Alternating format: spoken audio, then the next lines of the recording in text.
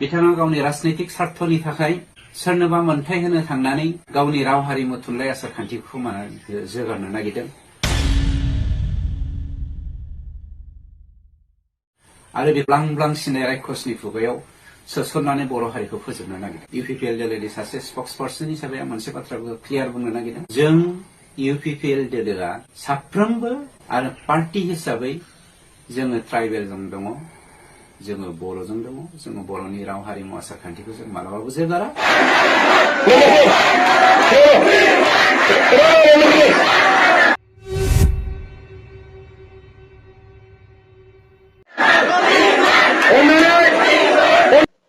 खुलुमबाय रायजोफोर, गिबिसिन थाराव फिथांखिब्ल इउट्युब चेनेलनिफ्राय रायजो राजा बयनिसिमबो फुंबिलिनि गोजोननाय बावहरनाय जाबाय। जायफ्रा सानफ्रोमबो खौरां खोनासंनो मोजां मोनो नोंथांमोननि थाखाय आङो माखासे गोनांथार भिडिअसफोरखौहाय लानानै फैबावबाय। बे समावहाय दिनैहाय जोङो गिबिसिन थारावनो सावरायलायगोन रायजोफोर नैबे पार्लामेन्टसिम खबर हैनाय सासे सुबुंनि सायावहाय। नैथियावहाय जोङो सावरायगोन राजबंशीनि सासे बिश्वजित रयनि सायावहाय जोङो भिडिअ खोनासंनानै फंनैसो सावरायलायगोन। थामथियावहाय नैबे गौरव गगৈ बिथाङा डक्टर हेमन्त बिश्व शर्मानि सायावहाय मा एटेक खालामदों बेखौ जोङो खोनासंगोन। जोबनायाव जोङो सिगांनि हाग्रा बिफाननि मन्त्रि इएन रनजित बसुमतारी सारनि भिडिअखौ खोनासंगोन रायजोफोर। नोंथांमोनाबो जोबजासे खोनासंब्लानो जाबाय। आं सानो सोरबा सोरबाया मोजां भिडिअखौहाय खोनासङा, बेनिखायनो गियान थाया, बेखायनो मोजां भिडिअखौ खोनासंनांगौ। फै अब्ला जों गिबिसिन थारावहाय खोनासंनोसै रायजोफोर पार्लियामेन्टआवहाय एसटिनि बाथ्राखौहाय मा बुंहैदों। By the sixth community of Assam, Thai, Ahom, Moran, Motak, Kush, Sutia, the community to benefit This community is indigenous tribe of Assam. They are the soil of the soil. Their Jivan is justified. So I am supporting them. I like to request to benefit for these six communities of Assam. In the year 1968, in the year 1968, when India was ruled by the British government, the British government described them in Gazette Note by Gazette Note as a tribal community. Like Simon Commission also recommended and granted them tribal status. So this community of Assam, Thai, Ahom, Moran, Motak, Kush and Sikh community, they are generally very justified from getting genuine demand. They fulfill all the criteria to get the ST status, but it is dependent upon the willingness of government. Everything is dependent. होख्राव पार्लामेन्टआवहाय खबर हैदों, ST दाबि हैदों। जोंनि बर'नि मानसिया सोरबा बेफोरबायदि बुंनो हानाय गोहो दङ ना? नाय बिसोरहा बेसेबां गोरों गोरा मानसि दङ, बेसेबां साहसनि मानसि दङ, एडभान्स बिसोरो डेभेलप जाखानायखा। दा बेखौनो जोंनि हाग्रामा महिलारि बिथाङा आरोबाव मा होनो खर'आवहाय थिखांनानैहाय होनो नागिरबावदों। बेबायदि मानसिखौ मा बुंनांगौ नोंथांमोनाबो सानदों।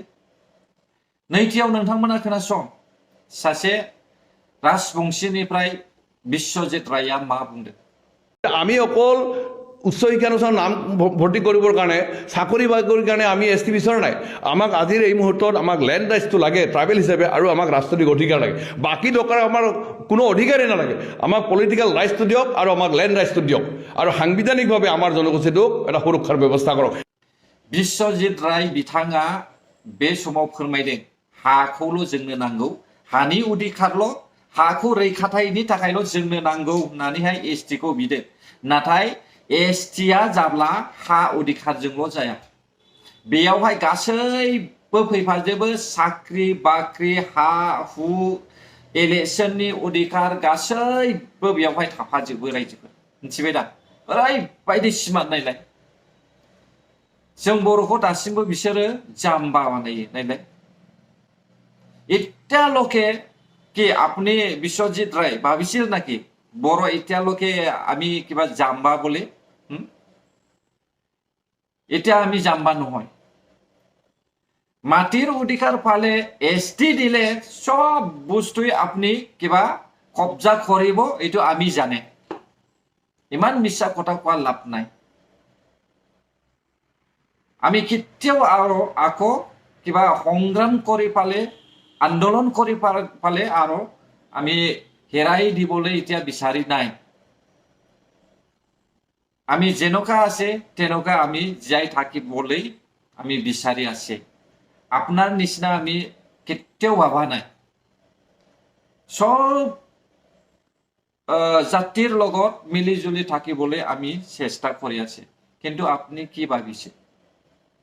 এতিয়া আকৌ বড়ৰ মাজৰ কিবা সংঘাত কৰিবলৈ বিচাৰি আছে নেকি আমিতো এইটোই ভাবিছে না मा बुङो रायजोफोर बर'नि गेजेरावहाय दावराव सोमजिहोनो थाखाय बै जायफ्रा जौगाखानाय मानसि बिसोरो जोंखौहाय सेस्था खालामदों नामा बेबायदि खामानि खालामनो थाखाय बिथांमोनाथ' बुंदों हानि अधिकारल' नांगौ साख्रि बाख्रिनि अधिकार नाङा होननानै नाथाय सेन्ट्रेलाथ' बेखौ मिथिया दा बेखौहाय एसटिआ मोनसेल'खा दा बे एसटिखौनो आसाम स्टेटआसो बुखावनानैहाय राननानै हरदों बहाबानो एसटिपि बहाबानो एसटिएइच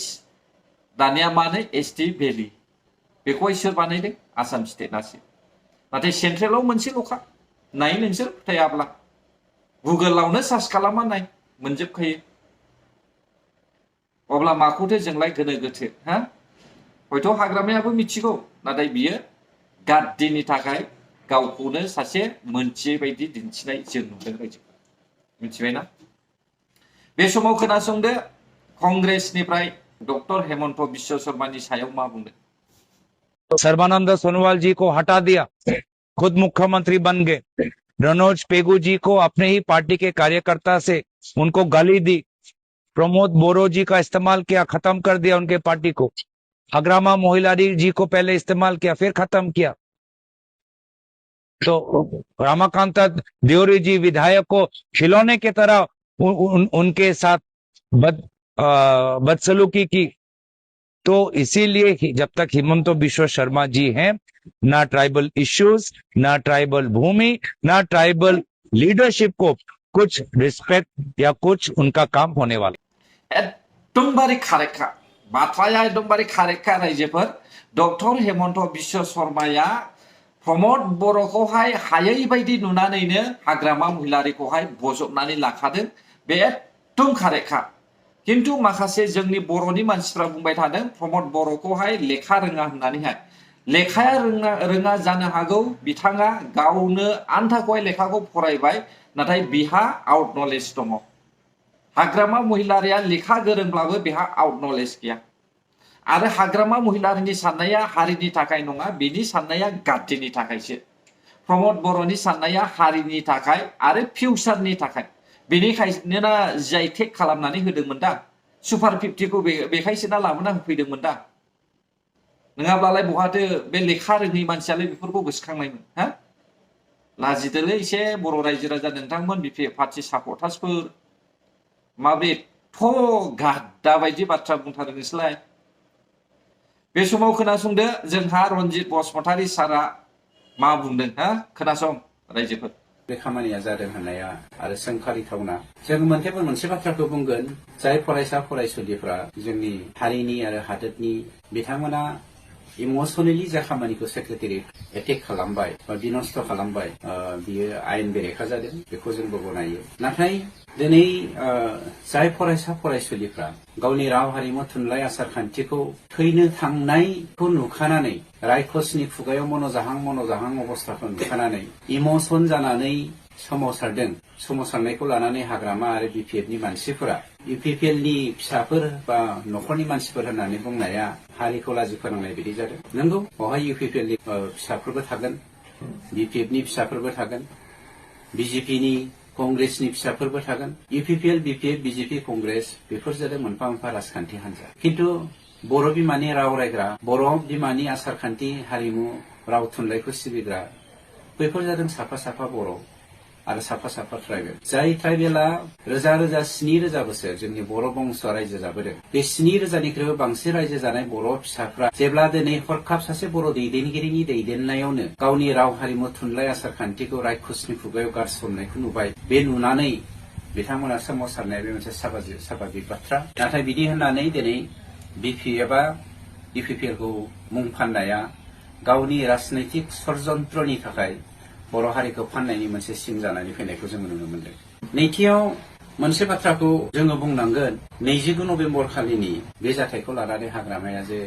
इउपिपिएल एबसुआ गावखौ बुनो जुगुमदों गोहो दंब्ला मोदोमाव दांनाय फै होनना बुंनाय बाथ्राया आं सानो बियो सासे गावखौ मूर्ख होनना सिनायथि होनाय सासे लिडार बिथाङा ओरैबायदि मूर्ख लिडार मूर्खखायनो अधर्ज आरो सासे काउन्सिलनि मुरब्बी जानानै गावखौनो जुदि बाहुबलि देखायनानै हारिखौ फोजोबस्रांनो नागिरदोंब्ला आं खावलायगोन खर'आव जुदि नोंथाङा मेलेम दङब्ला खलम हमनानै जोंजों दावहा नांगौ आं पार्सनेलि नोंथांखौ चेलेन्ज खालामदों बुलायनायनि बाथ्राखौ जों बुङा जों नोंथां बादि मूर्ख नङा अधर्ज नङा खिन्थु बोलोआ जोंहाबो दङ जों रावखौबो इनस्टिगेट खालामनो नागिरा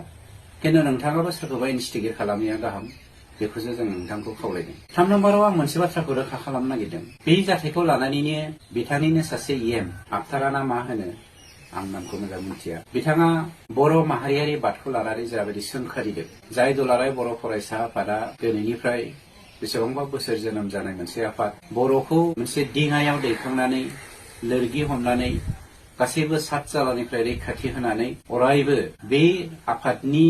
फरायसा फरायसुलि दैदेनगिरिफोरा गावखौ त्याग खालामनानै हारिखौ बासायग्रा मोनसे आफाद दुलाराय बर' फरायसा आफाद बे बर' फरायसा आफादखौ दिनै फाग्ला होननानै बुंनाया सोंखारिथावना आफतारायासो आरो आफताराखौ हाग्रामाया माबायदि पावार होदों जों बुंनो नागिराखै आफताराहा बुंनो मोन्थाय गैया होननानै बुंनो हायो सोरखौबा व्यक्तिगत भाबै एटेक खालामनो हायो खिन्थु बर' माहारियारि बादजों सोमोन्दो थानाय मोनसे आफादखौ सोंखारिनाया सहायनो हायै मोनसे बाथ्रा जानानै फैदों आरो बेनि थाखाय जों साफ्रोमबो बर' हारिया खौसे जानानै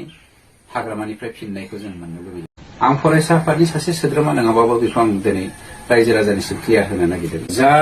हाग्रामाया होनदों 2006 मायथाइनि 19 मार्च खालि दुलाराय बर' फरायसा आफादा अथराइज लेटार होनाय जादों बिथांमोना एसटि मोनथों होननानै बेयो अथराइज लेटार नङा बेखौ जों साफ्रोमबो मिथिखागौ बे अर्गानाइजेसनेल डिसकासन बिटुइन आक्रासु एन्ड आफसु माने भारतीय नागरिक हिसाबै बयहाबो खेंखायनो खुद्रिनो मोन्थाय दङ गाव गावनि मोन्थायखौ लानानै आरो बेखौ लानानैनो दिनै बर' आरो राजबंशीनि गेजेराव हारिमुखौ लानानै बा मोन्थायखौ लानानै माखासे गोनो गोथो सोमजिलायबोदों जाउनाव दुलाराय बर' फरायसा आफादा आक्रासुनि दैदेननायाव कचफोरनि जा सोमावसारनाय बे सोमावसारनायाव जोंहा बुंनांगौ जेबो गैया होननानै बिथांमोना अर्गानाइजेसनजों सावरायलायदों बे अथराइजेसन लेटार होनाय नङा जोङो मिथिगौ 2016 मायथाइनि 27 नभेम्बर खालि हाग्रामा हाग्रामाया मिनिस्ट्रि अफ होम एफेयार्स आरो मिनिस्ट्रि अफ ट्राइबेल एफेयार्सनिसिम राजबंशीफोरनो बा गुबुन हारिनो एसटि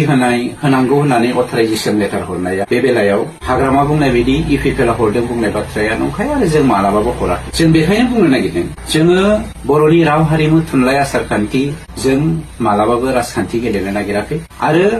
राजखान्थिया हारिनिख्रुइ राव हारिमु थुनलाइ आसार खान्थिनिख्रुइ मालाबाबो देरसिन जानो हाया बिदि होननानै सोरबा कुचनि राव हारिमु आसार खान्थिखौ जोङो मालाबाबो संहार खालामा बा जों जोगारा दिनै हाग्रामाखौ नुनो मोनदों बिथाङा गावनि राजनैतिक स्वार्थनि थाखाय सोरनोबा मोन्थाय होनो थांनानै गावनि राव हारिमु थुनलाइ आसार खान्थिखौ जोगारनो नागिरदों आरो बे ब्लां सिनाय रायखसनि खुगायाव सोसननानै बर' हारिखौ फोजोबनो नागिरदों बे बेलायाव आं बेखौल' बुंनो साननाय रायजोफोर रन्जित बसुमतारी सारमोननि बाथ्रा बुंनाया बे गिबि खेब नङा जेरै अनजालि दैमारि बायदि बुंदों बिसोरबो गिबि खेब नङा बिथाङा बै समावबो एसटि बुंनाय लोगो लोगो पावारा गोमायोब्लाबो एसटिखौहाय जाहोनो जों माब्लाबाबो सुबिदा होआ बे बाथ्राखौ बुंदोंमोन दे सोर गोसोआव दङ आं मिथिया नाथाय आंनि इउटुब चेनेलाव हयथ' नायोब्ला हाबनानै नायोब्ला नोंथांमोना हयथ' नुनोबो हागौ बे भिडिअखौहाय गोजोन्थों अब्ला जायफ्रा आंनि भिडिअखौ जोबजासिम नायबाय बर' हारि जै जाथों जय बर' हारिनि